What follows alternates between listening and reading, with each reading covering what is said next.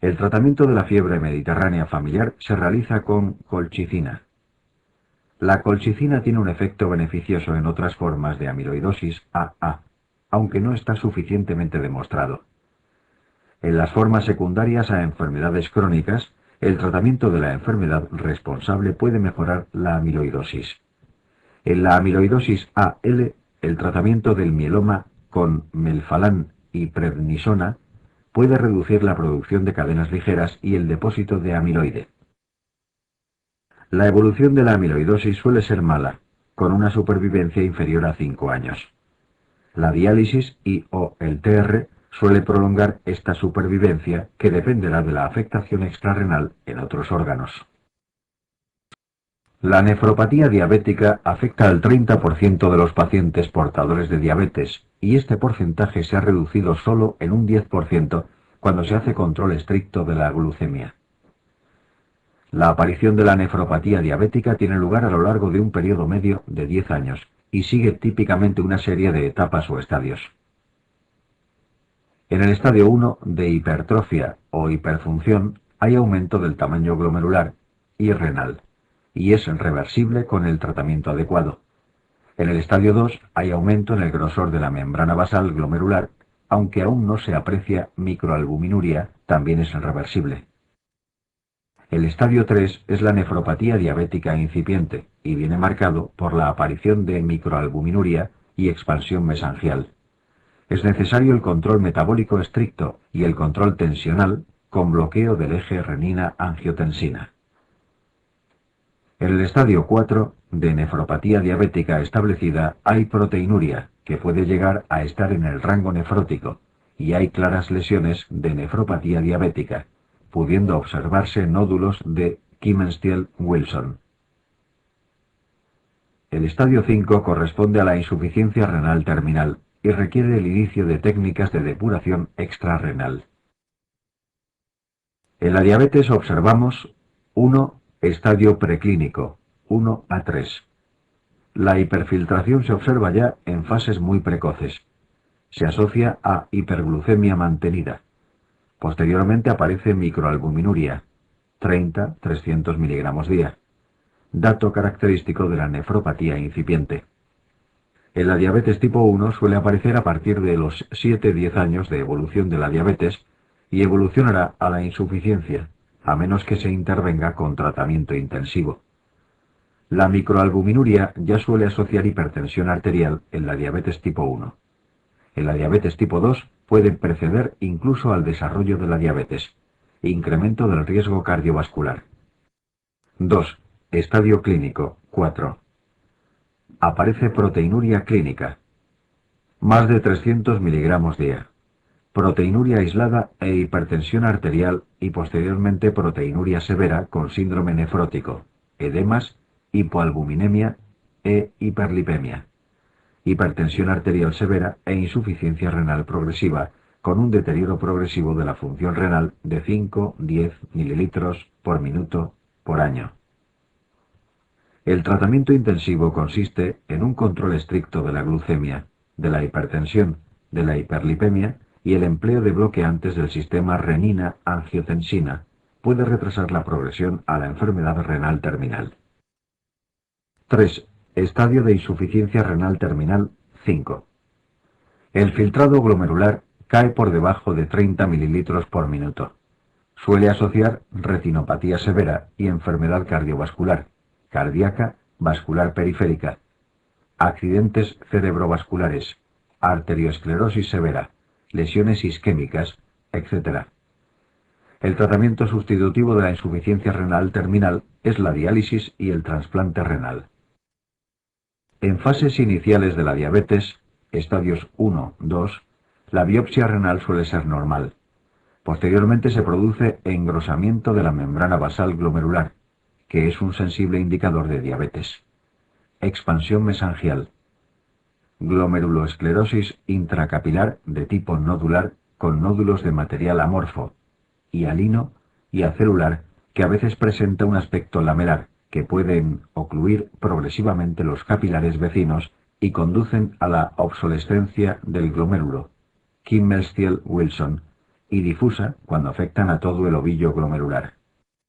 Gota capsular, que es el depósito de material hialino eosinofílico entre el epitelio parietal y la MB correspondiente y exudaciones de fibrina.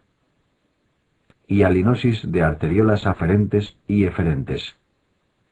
Lesiones tubulares e intersticiales. Atrofias tubulares, depósitos lipídicos y espesamiento de la MB tubular. Lesiones de infiltrado intersticial y fibrosis progresiva. Glomérulo afectado de glomerulosclerosis difusa diabética. Obsérvese la presencia de un nódulo de Kimmerstiel-Wilson en el segmento superior, a las 12 horas, del glomérulo. El tratamiento de la nefropatía diabética consiste en control de la glucemia, con hemoglobinas glicosiladas HbA1c menor de 7,5%. Control de peso. Abandono del tabaco. Control estricto de tensión arterial en cifras menor de 130/80 milímetros de Hg. Los bloqueantes del sistema renina-angiotensina, IECA y ARA2, son los fármacos de primera elección, debido a que ofrecen una serie de beneficios terapéuticos sobre el riesgo renal y cardiovascular no totalmente dependientes de su efecto sobre la presión arterial. Es necesario utilizar todos los fármacos antihipertensivos necesarios, IECA o ARA2, si hay microalbuminuria, incluso sin hipertensión arterial. Tratamiento de la hiperlipidemia. Colesterol LDL menor de 100 miligramos por decilitro. Colesterol HDL mayor de 40 miligramos por decilitro. Triglicéridos menor de 150 miligramos por decilitro. Reducir el contenido de proteínas de la dieta. Antiagregantes plaquetarios. Aspirina. Al terminar la sección de glomerulonefritis primarias y secundarias y enfermedades sistémicas, en esta diapositiva se recoge un resumen de los principales anticuerpos de utilidad diagnóstica en patología renal, con sus porcentajes de asociación a las enfermedades que corresponden. Fisiología y fisiopatología tubular. El riñón está constituido por 1 millón de unidades funcionales conocidas como nefronas. Cada una de ellas consta de 2 partes, el glomérulo y el túbulo. En la primera sección de esta webcast hemos visto cómo funciona el glomérulo, cómo se regula la formación del filtrado glomerular, cómo se genera embrionariamente y las principales patologías que afectan a sus componentes, las glomerulonefritis. El túbulo es una estructura que recoge el líquido filtrado procedente de la cápsula de Bowman y lo transporta hasta la papila del sistema colector renal. El glomérulo filtra 180 litros de plasma al día, es decir, que los 3 litros de plasma pasan 60 veces al día por los filtros del riñón. La misión del túbulo consiste en reducir los 180 litros filtrados a un volumen próximo a 1 o 2 litros diarios, conservando dentro de dicho volumen todas las sustancias nocivas filtradas que deben ser eliminadas y extrayendo del mismo todas las sustancias filtradas que deben ser recuperadas. Para llevar a cabo estas funciones, el túbulo presenta distintos segmentos a lo largo de su longitud, especializados en funciones diferentes. Túbulo proximal. La función fundamental del túbulo proximal es la de recuperar la mayor parte del líquido filtrado. Recupera aproximadamente el 80% del líquido filtrado y la totalidad del bicarbonato, glucosa, aminoácidos y fosfato. Además, es capaz de secretar sustancias como fármacos que no han sido filtradas, pero deben ser eliminadas. Es también el segmento fundamental en el manejo del ácido úrico, al que somete a 2 procesos diferentes de secreción y otros 2 de reabsorción. A la salida del túbulo proximal, la orina tiene un pH muy similar al que tenía en la cápsula de Bowman, la misma tonicidad y la misma composición iónica, excepto por un contenido en bicarbonato casi ausente y una concentración de cloro proporcionalmente mayor. Asa de Henle. La horquilla o asa de Henle tiene 2 secciones, una descendente y otra ascendente. La peculiar distribución de transportadores de sodio, potasio y cloro y su permeabilidad variable al agua le permite llevar a cabo un trabajo fundamental para el riñón, que es la creación de un intersticio medular hipertónico. Al mismo tiempo comienza a diluir la orina. El mecanismo que funciona a este nivel recibe el nombre de mecanismo de contracorriente. A partir de la horquilla del SAS de Henle, la nefrona se hace impermeable al agua. A este nivel la cantidad máxima de fluido urinario que llega es de 20 litros al día para el conjunto de todas las nefronas. Previamente a este punto se han reabsorbido 160 litros de líquido al día. Túbulo distal. El túbulo distal sigue reabsorbiendo sodio y cloro. A este nivel, todo el potasio filtrado ha resultado ya reabsorbido. En este segmento se ajusta la concentración del calcio en la orina. Contiene unas células especiales conocidas como la mácula densa, capaces de detectar si existe un paso excesivo de cloro y sodio a su través. La mácula densa está en contacto con la arteriola aferente, las células productoras de renina y el lacis, constituyendo entre los cuatro el aparato yuxtaglomerular.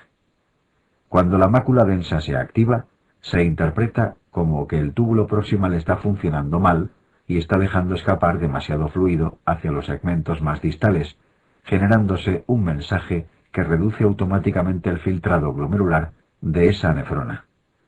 Este fenómeno se conoce como feedback túbulo glomerular. Túbulo colector cortical.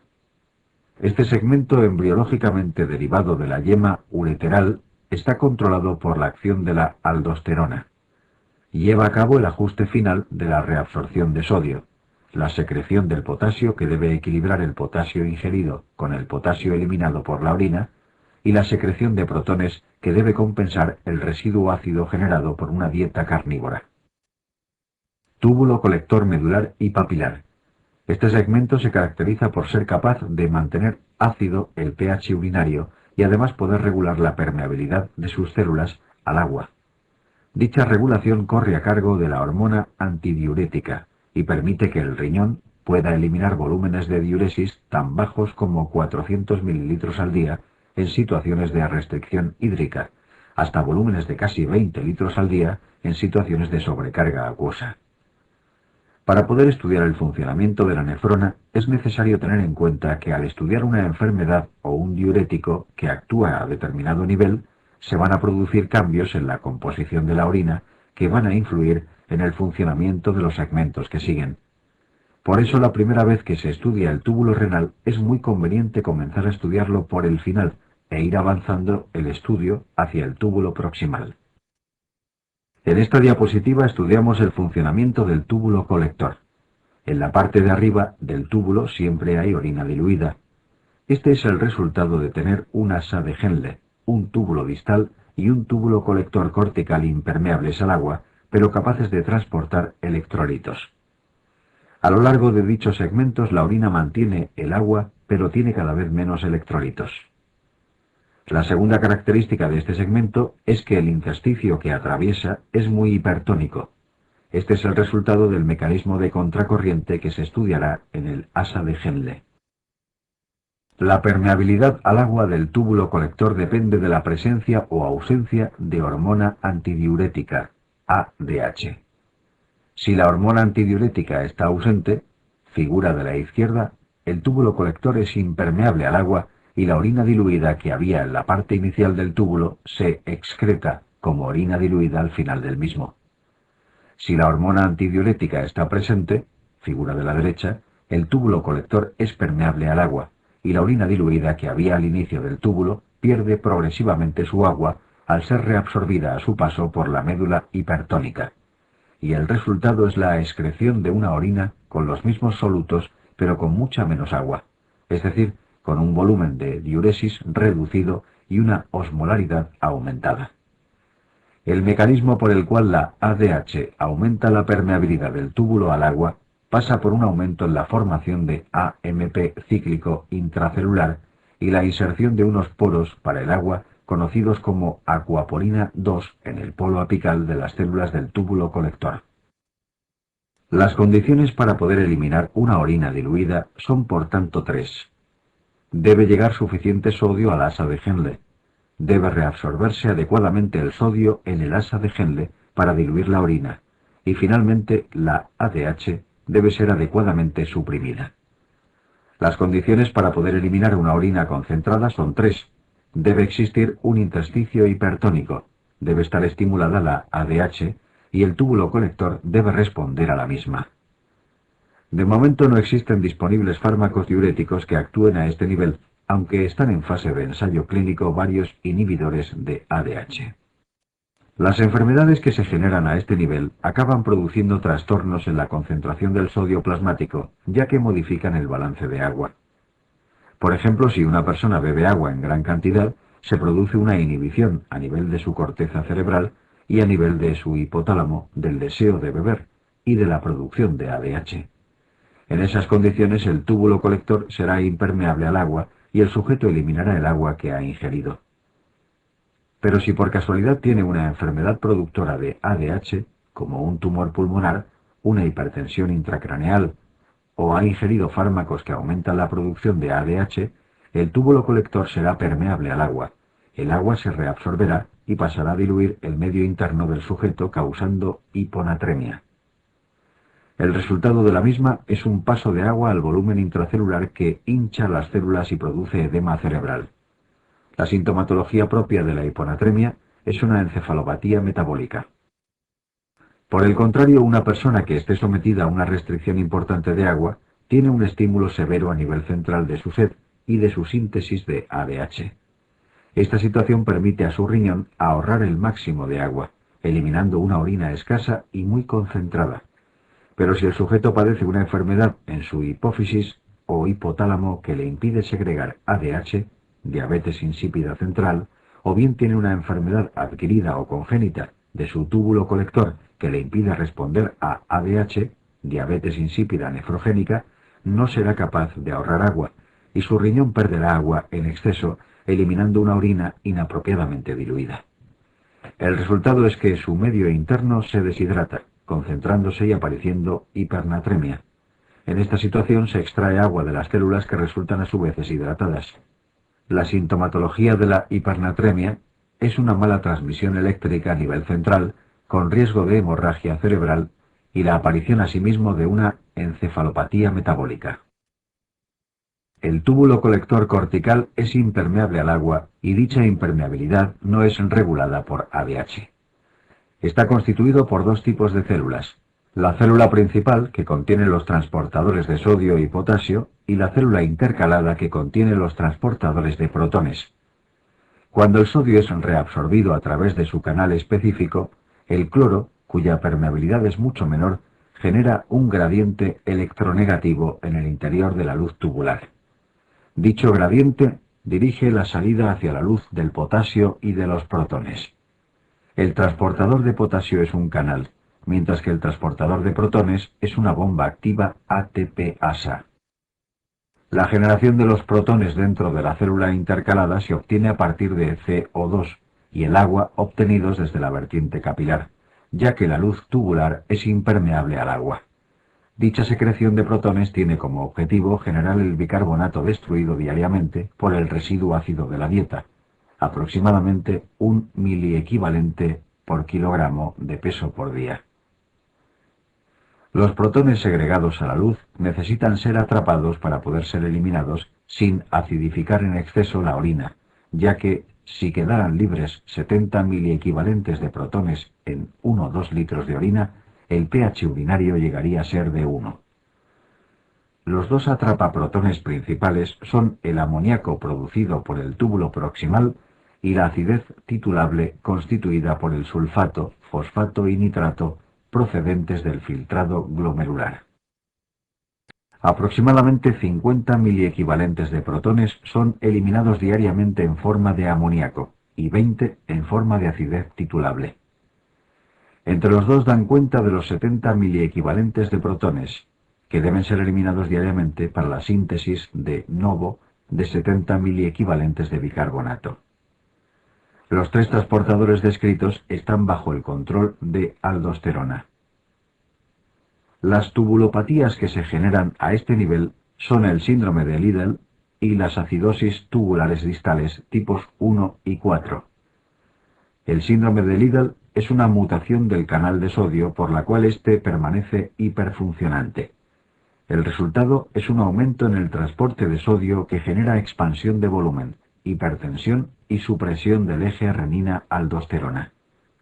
La mayor reabsorción de sodio genera mayor gradiente electronegativo de cloro y arrastra mayor cantidad de potasio y protones, causando alcalosis e hipopotasemia. El síndrome de Liddle es conocido como pseudohiperaldosteronismo.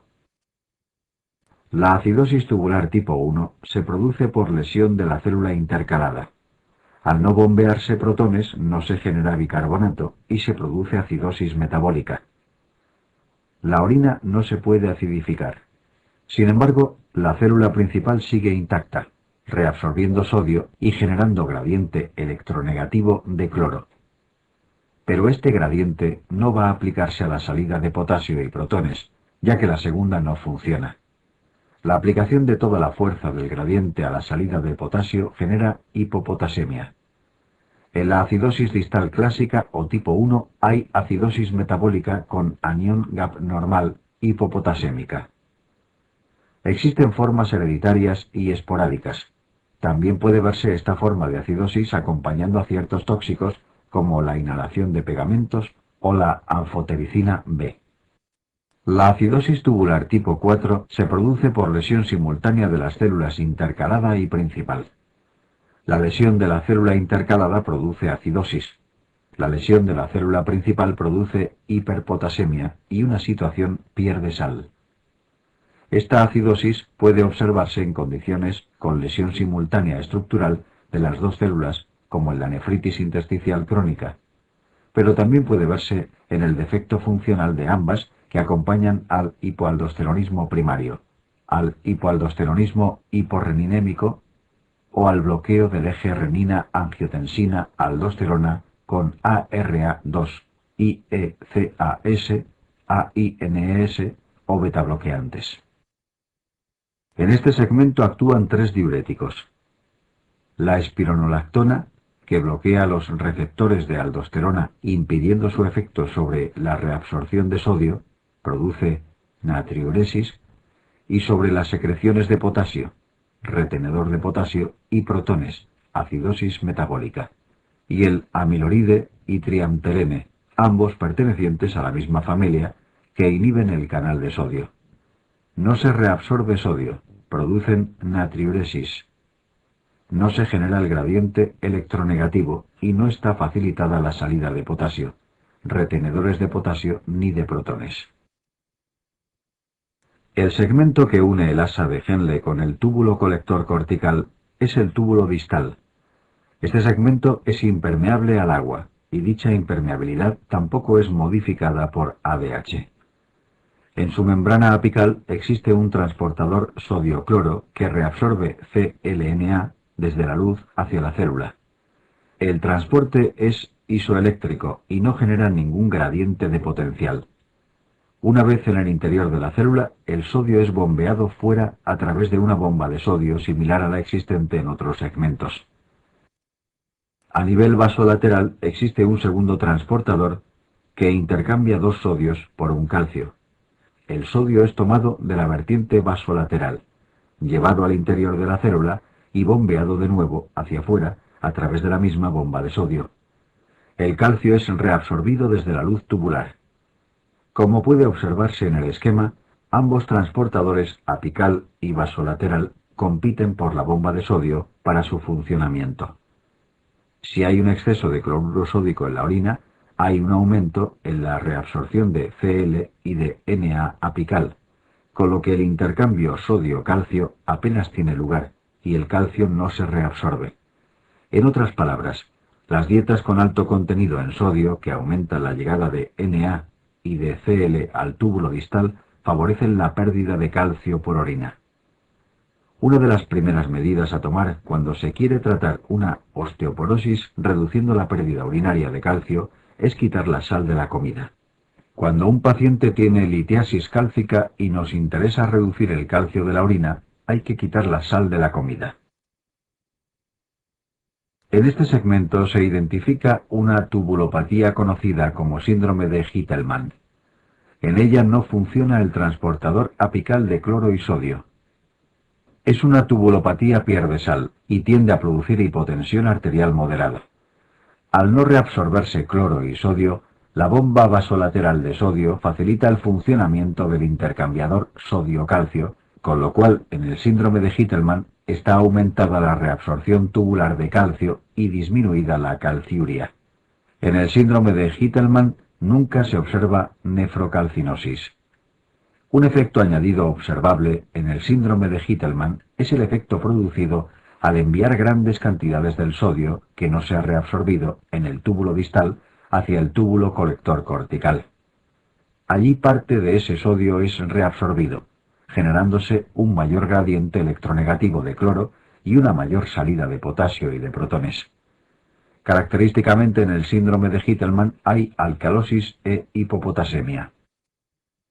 Los diuréticos que actúan a este nivel son las familias de las tiacidas. Son derivados de las sulfamidas y pueden tener reacciones inmunoalérgicas cruzadas con ellas. Las tiacidas bloquean el transportador de sodio y cloro, por lo que su efecto renal es indistinguible del síndrome de Gitelman. Las tiacidas producen reducción en la reabsorción de sodio, natriuresis, hipocalciuria e hipopotasemia y alcalosis metabólica. Al aumentar la reabsorción de calcio, las tiacidas son capaces de inhibir una secreción normal de PTH, por lo que no suelen producir hipercalcemia. Cuando al usar tiacidas en un paciente se produce hipercalcemia, se puede concluir con bastante seguridad que su secreción de PTH es autónoma y que probablemente estamos ante un hiperparatiroidismo subclínico. Las tiacidas se utilizan como diuréticos, pero también son útiles para disminuir las pérdidas urinarias de calcio en la osteoporosis y en la litiasis cálcica. El asa de Henle está constituida por un segmento descendente procedente del túbulo proximal y un segmento ascendente que engancha con el túbulo distal. La porción ascendente del asa de Henle es impermeable al agua, pero la porción descendente es libremente permeable al agua y a los electrolitos, por lo que está en continuo equilibrio con el intersticio que la rodea. En el asa ascendente funciona un transportador isoeléctrico que bombea un sodio, un potasio y dos cloros al interior de la célula. Este transporte no se acompaña de agua, de modo que el intersticio al lado del asa ascendente se va concentrando al recibir electrolitos u osmoles sin agua. El intersticio está en equilibrio con el asa descendente, de forma que los electrolitos bombeados por el asa ascendente y representados por el sodio entran de nuevo en el túbulo a nivel del asa descendente. Este fenómeno de contracorriente hace que en la parte baja de la horquilla haya muchísimos osmoles reciclándose, en la parte media algunos menos y en la parte superior menos aún. Como consecuencia, el fluido urinario que baja por el asa de Henle se va concentrando cada vez más hasta llegar a la horquilla, y al subir por el asa ascendente va perdiendo sus electrolitos, pero no su agua, diluyéndose progresivamente. Hay un punto en este trayecto en el cual la osmolaridad dentro del túbulo es de 300 miliosmoles por kilo, similar a la del plasma. A ese punto, a partir del cual la orina estará más diluida que el plasma, se le llama segmento dilutor, pero no tiene más que un valor anecdótico. El asa de Henle es capaz, por tanto, de separar los osmoles del agua y es la responsable de que el intersticio medular y papilar sea muy hipertónico por un lado y de que la orina que llega al túbulo colector esté diluida. Recordemos que eran las dos condiciones que necesitaba el túbulo colector para poder decidir si produce orina concentrada o diluida. En presencia de ADH producirá orina concentrada, en su ausencia producirá orina diluida. Cuando se producen lesiones a este nivel, como en las patologías urinarias ascendentes, tales como la uropatía obstructiva, el reflujo, la pielonefritis crónica o la necrosis de papila, deja de funcionar el mecanismo de contracorriente, deja de ser hipertónico el intersticio medular y la orina no se puede concentrar. El primer signo de la existencia de una nefritis crónica es la incapacidad para concentrar, que se traduce en poliuria y nicturia. A este nivel existe una tubulopatía que consiste en un transporte defectuoso de sodio, potasio y o cloro. Es el síndrome de Bartter. El 60% de los síndromes de Bartter se deben a una mutación en el transportador NAK2Cl. Los diuréticos que actúan a este nivel son la furosemida y la torasemida, es decir, los diuréticos del ASA, que inhiben el transportador NAK2Cl. Los diuréticos del ASA impiden la formación del mecanismo de contracorriente y hacen que la orina nunca pueda ser concentrada, interfiriendo con la reabsorción de agua a nivel del túbulo colector.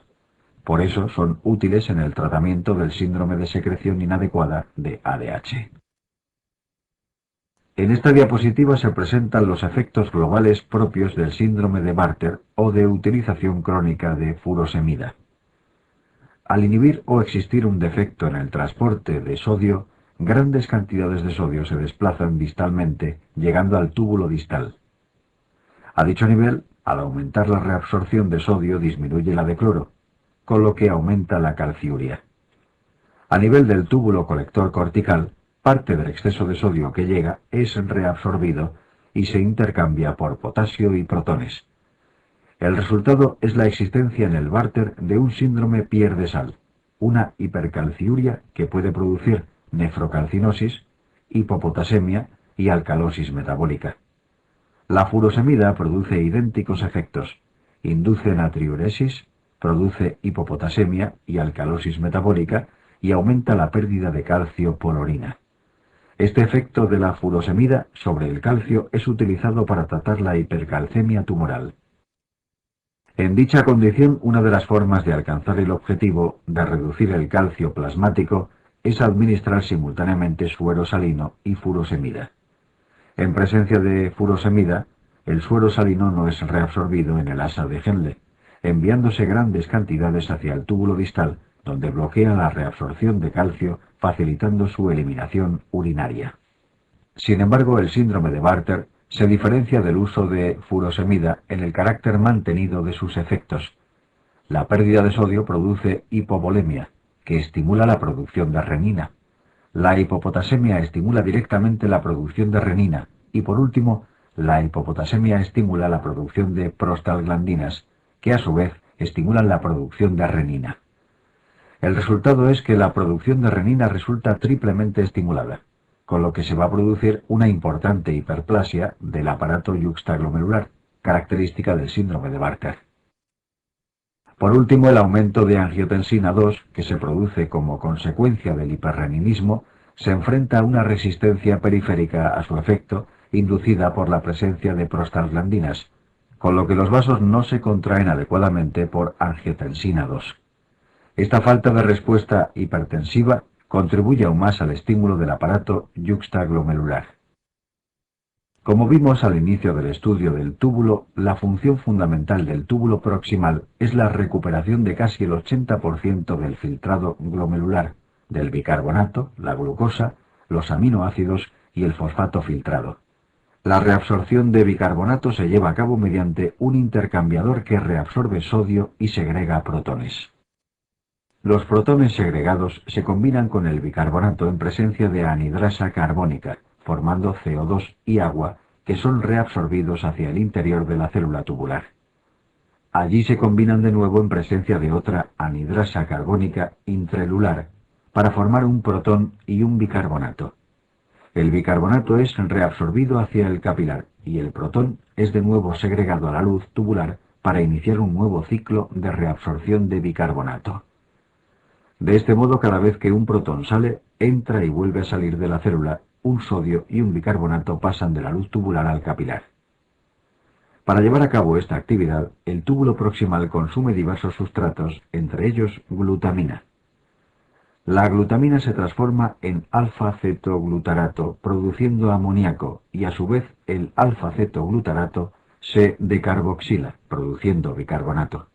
Si ambos componentes son enviados hacia el capilar, terminarán formando urea en el hígado y anulándose mutuamente. Pero si el amoníaco es enviado hacia la orina y el bicarbonato hacia el capilar, el uso de glutamina genera bicarbonato neto. Este proceso se conoce como amoniogénesis. Como puede verse en la parte inferior derecha de la diapositiva, el amoníaco procedente de la amoniogénesis y el sulfato, nitrato y fosfato filtrados y precursores de la acidez titulable son los elementos que llegarán al túbulo colector cortical para actuar como cazaprotones. La función del túbulo proximal está regulada principalmente por angiotensina 2 y alfa-catecolaminas, que estimulan el funcionamiento del intercambiador Na por H. Las dos tubulopatías habitualmente encontradas en el túbulo proximal son la acidosis tubular proximal o tipo 2 y el síndrome de Fanconi. En la acidosis tubular proximal hay un defecto en la anhidrasa carbónica intracelular que impide la reabsorción de bicarbonato. Dicho bicarbonato se pierde por la orina produciendo acidosis metabólica. A su paso por el túbulo colector cortical produce el efecto conocido como anión no reabsorbible. Al igual que el cloro, genera un gradiente de potencial que aumenta la pérdida urinaria de potasio, produciendo hipopotasemia. La glucosa, el fosfato y los aminoácidos son extraídos de la luz tubular por transportadores que cotransportan dichas sustancias con sodio. El sodio será bombeado fuera de las células a través de la bomba de sodio y la glucosa, fosfato y aminoácidos a través de transportadores específicos o inespecíficos. Cuando falla el transporte de glucosa se produce la glucosuria renal. Cuando falla el transporte de aminoácidos, diversas aminoacidurias. Cuando falla el transporte de fosfato se produce un raquitismo vitamina D resistente por pérdida renal de fosfato. Pero cuando hay un déficit energético general en la célula y la bomba de sodio no funciona ninguno de los transportadores anteriores, apareciendo simultáneamente glucosuria, aminoaciduria y fosfaturia, que constituyen el síndrome de Fanconi. Puede o no acompañarse de acidosis tubular proximal. Las causas más frecuentes de síndrome de Fanconi son la intoxicación del túbulo proximal por cadenas ligeras en el mieloma múltiple o la intoxicación por metales pesados como el plomo. A nivel del túbulo proximal, el diurético que actúa es la acetazolamida, un derivado de las sulfamidas, con las que puede presentar reacciones inmunoalérgicas cruzadas. La acetazolamida inhibe la anhidrasa carbónica de la luz tubular, impidiendo la reabsorción de bicarbonato. La pérdida urinaria de bicarbonato arrastra agua, sodio, potasio y cloro, produciendo acidosis metabólica e hipopotasemia.